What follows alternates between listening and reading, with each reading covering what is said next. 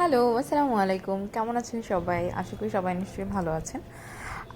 এইটা হচ্ছে ডেইলি বাসায় থাকলে আমার বা সাইদের আমাদের টুকটাক যেই আ হ্যাবিট থাকে না মানুষের কিছু খাবার-দাবারের যেগুলো আমরা না খেয়ে থাকতে পারি না। সো সেগুলো নিয়ে একটা ছোট্টখাট্টো ব্লগ বলা যেতে পারে। সো এখানে আমি প্রথমে হচ্ছে আমার গ্রিন টিটা নিয়ে নিচ্ছি। সকালে নাস্তার পরে তো আমার চা খেতে হয় কারণ চা খাওয়ার তো একটা ক্রেভিং আমার বেশ কয়েক বছরের অভ্যাস, সেটা তো আর বাদ দিতে পারি না। এখন চায়ে চিনি ছেড়েছি, বাট একটা গরম কিছু খেতে হবে মেইন। তো দুধ ছাড়লাম প্রথমে বিয়ের পর, তারপর এখন যেহেতু আমি ডায়েট করতে যাচ্ছি, যদিও করতে চাচ্ছি বলছি বাট এখনও করতে পারিনি, সো তার জন্য চিনি ছাড়তে হলো। সো গ্রিন টিতে চলে আসলাম। আর এইটা হচ্ছে আমার হাজব্যান্ড বরফের টুকরোগুলো যেগুলো দেখতে পাচ্ছেন এগুলো হচ্ছে লেবু। আমি প্রিভিয়াস ভিডিওতে দেখিয়েছিলাম যে লেবু কিছু আমি রেখেছিলাম ফ্রিজে এইভাবে স্টোর করে। জাস্ট একটা কিউব নিয়ে নিলেই, পানি নিয়ে নিলেই জাস্ট হয়ে গেল আপনার শরবত।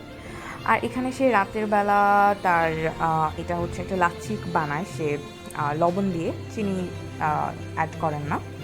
সো সেটা আমি একটু দেখাচ্ছিলাম যে তুমি কীভাবে বানাও, আমি একটু দেখাই, সবাই একটু দেখো, আমি একটু শেয়ারও করবো।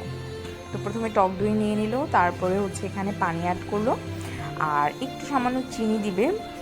আর যদিও আমি কখনো দেখিনি চিনি দিতে, কারণ জানি আজকে মেবি যখন বললাম যে ভিডিও মেক করব তো তারও মনে হলো যে ঠিক আছে আমি একটু প্রফেশনালভাবে একটু সুন্দর করে করি। যদি আমি ক্লিপটা মেবি একটু দূর থেকে নিয়েছি যার জন্য বোঝা যাচ্ছে কিনা I am not sure, but এই তো এখানে হচ্ছে লবণ আর এই কফি মেকারটা দিয়ে বানিয়ে ফেলবে। এই কফি মেকারটা হচ্ছে আমার ননদ পাঠিয়েছে অস্ট্রেলিয়া থেকে। অস্ট্রেলিয়া থেকে আমাদের বাসায় দুইটা এসেছে, আর একটা অঙ্কুরও পাঠিয়েছে। আর এরপর এটা ছিল সন্ধ্যার ক্লিপটা, আমার একটু ক্লিপ আগে পিছে হয়ে গেছে। এটা হচ্ছে আমি সন্ধ্যায় কেন জানি মনে হলো একটু কাঁচা আমের ভর্তা খাবো। তো কাঁচা আমের ভর্তাটা কীভাবে বানালাম, কাঁচা মরিচ দিয়ে।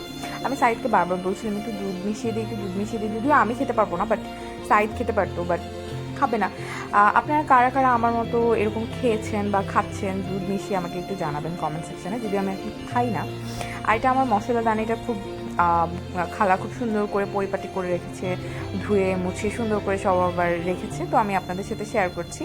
আমার এই মশলাদানিটা খুবই ফেভারিট। আমি মাঝখানেরটাও আমার একটা আছে স্টিলের পট, বাট আমি এটাতে লবণ ইউজ করি না কারণ স্টিলের পটে লবণটা নষ্ট হয়ে যায়। আর তারপরে যেদিন উইকেন্ড থাকে সেদিন আমার বিজনেসের কাজ চলে। এই তো, থ্যাংক ইউ ফর ওয়াচিং। আসসালামু আলাইকুম, ভালো থাকবেন সবাই।